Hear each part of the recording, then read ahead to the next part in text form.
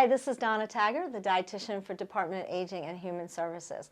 These days are getting pretty hectic, aren't they? As we're preparing for the holidays, often we don't eat as healthy as we should because we just don't have time. So I'm going to present the idea of maybe a smoothie to meet those nutritional needs when we're running all over like crazy people. So what are smoothies? Well, first of all, they're all the rage. There's restaurants devoted to them. Tropical Smoothie Cafe, the Smoothie King. Restaurants even like McDonald's has a smoothie. People are blending all kinds of stuff into smoothies. There's totally cookbooks devoted to smoothies. So let's talk about first what are the health benefits of a smoothie. Well, remember when I said y'all need to get 9 to 11 servings of fruits and vegetables? Most people say to me, that's so hard. And the average American gets maybe 1 or 2, so of course it's hard. And why is it important to get fruits and vegetables? They lower the risk of many chronic diseases, including cancers, decrease inflammation. They're just, very important to our health. So here's a way. It might just be able to increase your fruit and vegetable like 2, 3 in servings in one smoothie. Smoothies may also support increased fiber consumption. Men should get 38 grams of fiber a day, women 25, and guess what? The average American gets about 16. So again, the smoothies are a way to increase your fiber. Now the difference between a smoothie and juicing doesn't usually have much fiber because it's taking the pulp of the fiber out. So that's why smoothies are great in that respect. Fruits, vegetables, whole grains, nuts, seeds, legumes, all bring fiber. So a lot of them, these things are put into different smoothies. I wouldn't put them all in the same smoothie, but again, smoothies are your preference, and it's fun to play around with them at home and see what kind of combination you like. Now, some of the downfalls of smoothies. Many can have extreme amounts of added sugar. For instance, I went on the website for one of the Smoothie Kings, and their Smoothie King Hulk Vanilla Smoothie, 47 grams of added sugar. That's about 12 teaspoons. And if you remember, I had told you that the American Heart Association says men should get no more than 9 teaspoons a day of added sugar and women 6. 12 teaspoons in just that smoothie is going to throw you way off for the day. So the good thing is you can go on their websites. You can check every single smoothie they have, look for the ones that are lower in added sugar. If they have 0 added sugar, check and see what's making it sweeter. Are they using a natural sweetener like from fruit or dates? Or are they adding some kind of non-nutritive sweetener? Which, by the way, I'm going to talk about that in great detail next month, all about the different types of sweeteners they have out there and what you might like to use. So anyway, come back next month for that. Check the sodium content. I was really surprised how much sodium was in some of these smoothies. Low sodium is considered 140 milligrams, and some of them had twice that amount. So check that. Check the amount of fiber. If it's low in fiber, then it might be meaning that they're using fruit juices instead of whole fruit. So again, looking at all those things before you go, and then when you find one you like, enjoy it. Bottled smoothies obviously easy. Just look on the label and you can see what's going there. Just remember, not all smoothies are created equal. Anybody can throw anything together, blend it up, and it's called a smoothie. So you want to look for, in your preparation or in other people preparing it for you, that they're using simple whole foods, not processed foods. Remember, more is not always better. And that nutrient density is important. And what is nutrient density? It means that in that particular food, there's a whole boatload of nutrients in it. Example of not a nutrient-dense food would be a piece of cake. Lots of calories, but very little nutrition in it. So you got to get your good bang for your buck. So a typical smoothie recipe, it's got a base ingredient. The base ingredients are usually fruit and vegetables. Good fruits for base are like frozen berries. Again, berries are super high in antioxidants.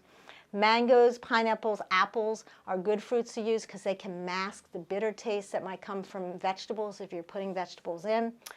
Dates and dried fruit, again, adding that natural sweetness without any added sugar. And generally you want to start with a 1/2 to 1 cup serving. Now if you have diabetes, that would be maybe going on the low end because the fruits have a lot more carbohydrate than vegetables. But again, tweaking it to your needs and your likes. Vegetables, dark greens are the go-to. Spinach is really good because it's mild, but you can use dandelion greens, Swiss chard. You can add herbs like mint and basil to season it. But always choose seasonal. If you can, try to shop local. And if you can do organic, great. Now, if you can't, organic tends to be more expensive.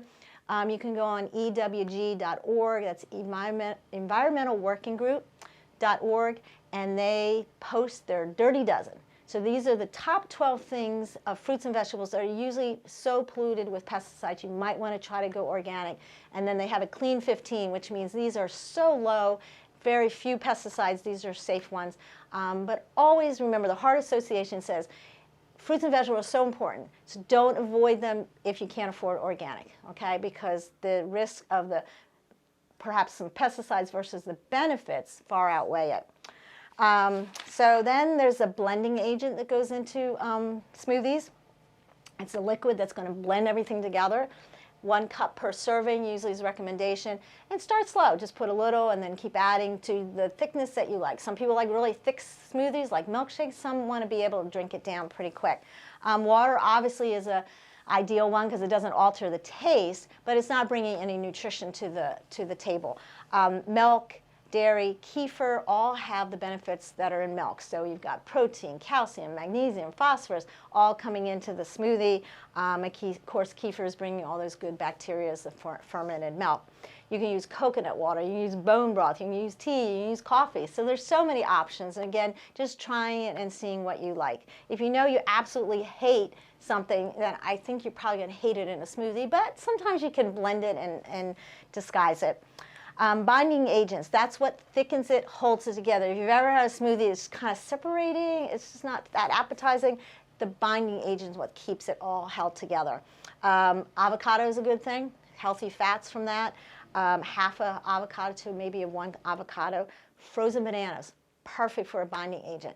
And the good thing is, instead of, when you know how bananas go ripe so fast, I just, it's that fine line of when do you eat them before they're too bad.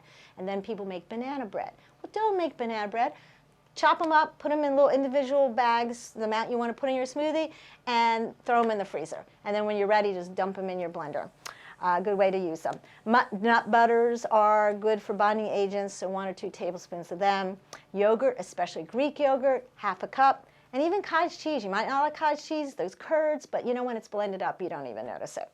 Then you can add some superfoods like chia seeds, oats, nuts, cocoa, spices, all bringing good nutrition. Again, likes and dislikes. Last thing I'm going to talk about adding to are protein powders. Excuse me. They can be either whey, plant-based, or soy. Now, disclaimer kind of, protein powders are a supplement, so they are absolutely not regulated by the FDA. So that means you got to have a reputable company because, nobody's checking to see what they say is in there. There can be a lot of added ingredients. You got to look to make sure there's not a lot of added sugars, artificial flavors, thickeners. The amount of protein varies. By scoop, it can go from 10 to 30 grams per scoop. So I'm going to take a little pause there about protein powders and say, how much protein do we need? Because people always seem to think that you need a whole lot of extra protein. So here's the thing to calculate. It's 1 to 1.2 grams per kilogram of body weight. Now, how do you get your kilogram of body weight? Say 150 pounds divided by 2.2, that's going to give you the kilograms. So 150 pounds divided by 2.2 is 68 kilograms. Multiply by, this is easy, by 1, that's 68 grams, or by 1.2 is 81 grams. So the range of that particular person who weighs 150 pounds needs 68 to 81 grams of protein per day. But you want to space it out. Too much all at once is just your body's like, whoa, I can't handle this. So divide it by 3, and that gives you about 25 grams of protein per meal. Not hard to get for some things, but sometimes breakfast might be hard. So depending on, how much protein you need is how much maybe you might want to put into that smoothie. Now, the risk of protein powders, there's no long-term data on what, high consumption of high protein can do to our bodies. As we age, as seniors, our kidneys don't work as well, and kidneys have to process those byproducts of digestion for protein. So you have to be aware of that. Also checking, like I said, some can have a lot of added sugars. There was one protein powder I found that had 23 grams of added sugar per scoop. Remember, divide by 4 is a teaspoon, so that's a lot. There is a company called cleanlabelproject.org, and it reports on toxins and things in products, and they did a thing on protein powders. They screened, let's see, 134 protein powders for 150 types of toxins, and many of them were found to have large amounts of many heavy metals and pesticides, again, because they're not regulated.